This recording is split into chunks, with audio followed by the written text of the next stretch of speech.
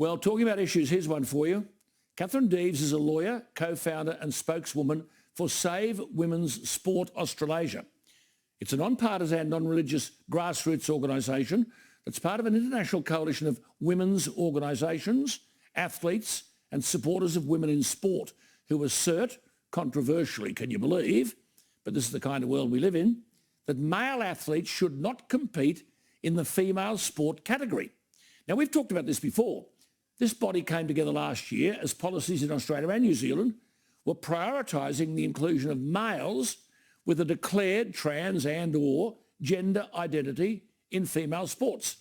Catherine Deves is simply arguing in defence of women's sex-based rights when sporting organisations, almost all of them, have begun endorsing guidelines that prioritise self-declared gender identity over biological sex for competition categories. Now, I've got no difficulty with transgender people, none. And I've always recognised the difficulty of people who feel they might be a man in a woman's body or a woman in a man's body. But that's separate from saying that someone born a man should qualify to play in women's sport. Catherine Deves is the mother of 3 little girls who participate in 7 sports. Her husband's a tradesman. She joins me. Catherine, thank you for your time. Have I explained satisfactorily what you are about? Good evening, Alan. Yes, you have. You've explained the issue very well. Well, the reality is that Sport Australia and the Australian Human Rights Commission have published guidelines 2 years ago that displaced the category of biological sex in favour of gender identity. So AFL, rugby, swimming, athletics, netball, life-saving, basketball, soccer and cricket have adopted these policies. Are they being implemented? Yes, they have been. So they have been adopted by these organisations. So the AHRC and Sports Australia did implement guidelines back in June 2019. And then there's a charity by the name of Pride in Sport that operates under ACON, which used to be known as the AIDS Council of New South Wales. So Pride in Sport now operates with ACON, and they've been lobbying all the sporting organisations to adopt the policies that were put out by the AHRC a couple of years ago. Have parents and women been consulted? Not to our knowledge. So we had a women's group up in Queensland called Fair Go for Queensland Women who put in an FOI request to find out how the AHRC conducted their consultation process for these guidelines. They have been quite evasive in answering our questions, and as best as we can ascertain, they consulted with over 100 groups, but only one group concerned women's interests.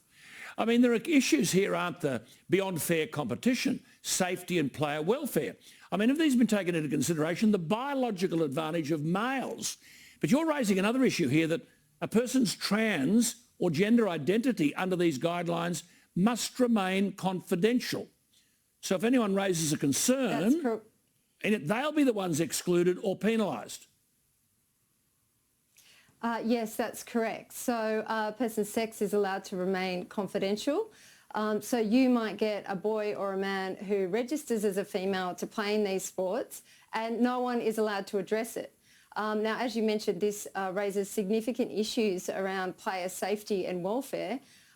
For example, not only is there a male biological advantage that goes anywhere from, say, 10% in running and speed through to 160% in punching, but if they're playing in a high-impact sport like rugby or AFL, the conservatively estimated increased risk of injury to women is 20 to 30%.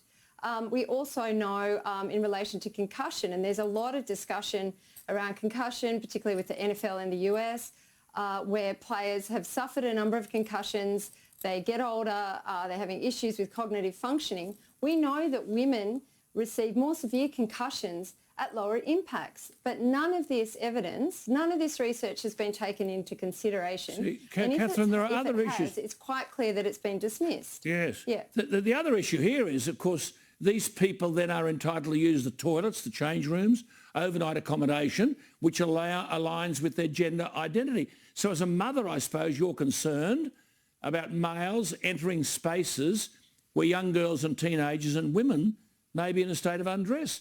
I mean, doesn't this breach the boundaries that ought to exist for girls and women by denying them dignity and privacy.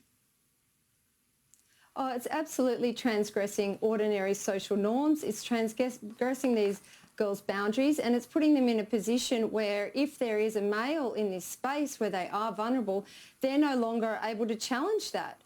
We've even had the AHRC say that it might be unlawful for a sports organisation to exclude a male from spaces such as change rooms. So that raises significant safeguarding issues. Well, I agree. Look, Catherine, I think we're only just beginning here. This is a big issue. I mean, fairness is one thing, safety is another. So hang in, I think you're talking a lot of common sense. And it's good to talk to you and thank you for your time. Thank you so much for the opportunity to speak to you and to your viewers, Alan. Not at all. That's Catherine Deves. I think that's, I don't know what you think, Save Women's Sport. You can check it on the website. There's a website, savewomensport.com.